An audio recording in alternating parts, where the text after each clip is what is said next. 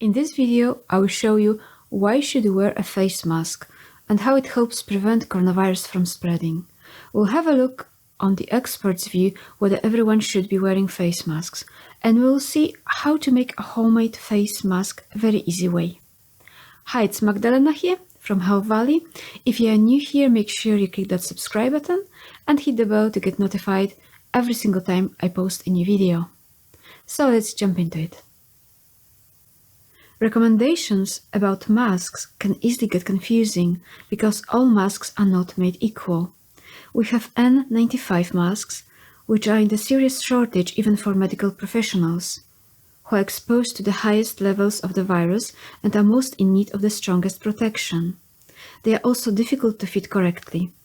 For those reasons, the Centers for Disease Control and Prevention in the United States does not recommend them for general use. Then we have surgical and fabric masks. They do not prevent anyone from catching a virus that is already floating around in the environment. But CDC has recently recommended everyone wear a cloth mask.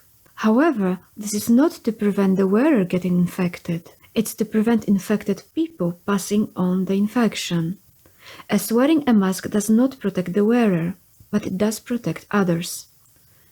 Some of you may be thinking, I don't care about others, I just don't want to get infected. Well, if you don't care how many people will die because of you, it may still be worth for you to wear a mask. Why? Well, you are probably missing going to the shopping center, to the pub, to the club or party, see your friends, or just doing things you would normally do if there wouldn't be any restrictions. But you can be the unaware carrier now and spreading the virus. But if you are wearing a mask and thus protecting others, there will be fewer people getting infected, and we will see lifting restrictions and coming back to normal sooner. And modeling done on influenza suggests that if 80% of people wear a mask, we will stop the spread of the disease. As people are thought to be most contagious early in the course of the illness, when they are beginning to experience symptoms or even before they have any symptoms at all. Many people must have contracted the virus but remained unaware of it. They therefore continued to maintain social contact and spreading the virus while being unaware that they even have it, because they had mild symptoms or because they had no symptoms at all. And one person with coronavirus infection can pass it to 406 other people in only a month. That's in case of the isolation measures are not followed.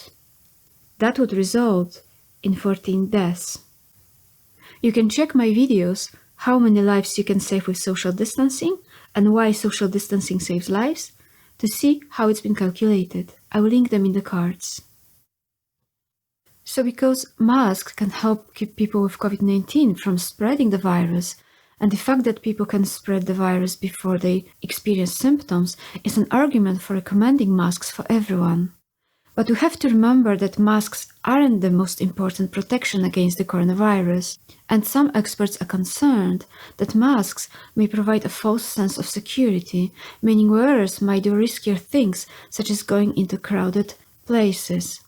That's why it's so important to remember that putting a face mask on does not mean that you can stop the other practices. It does not mean you can get closer to people. It does not mean you don't have to wash your hands as often and can touch your face.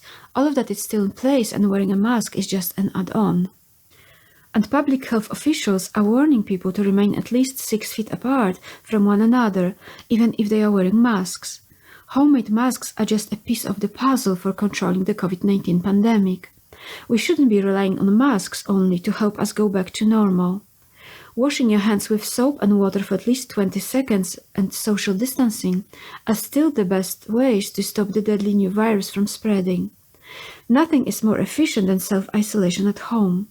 In that way, we avoid spreading virus for certain.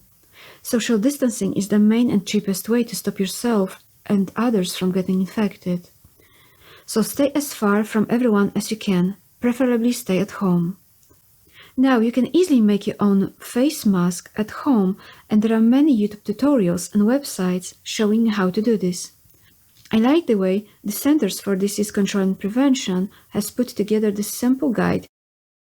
We have so and no-so instructions in very simple tutorials for making your own face covering. If instead of making one, you would rather buy a surgical mask similar to this one, I will also put the link in the description box below. Or if you would prefer the cotton, washable and reusable face mask, I will link them too. I would also like to encourage you to visit Masks for All website.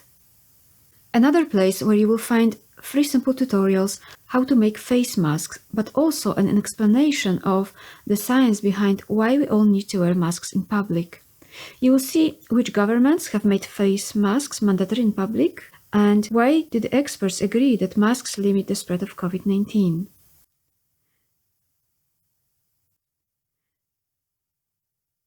The US Centers for Disease Control recommends wearing cloth face covering in public settings because a significant portion of individuals with coronavirus lack symptoms, and they be contagious spreaders of the virus.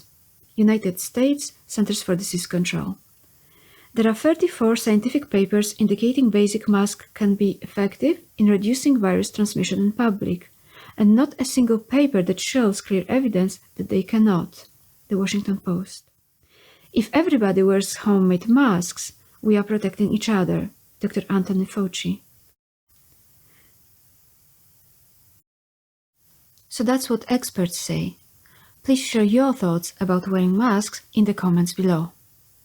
If you like this video, hit the like button, share it with your friends, and be sure to subscribe. Thank you for watching, and I will see you guys next time.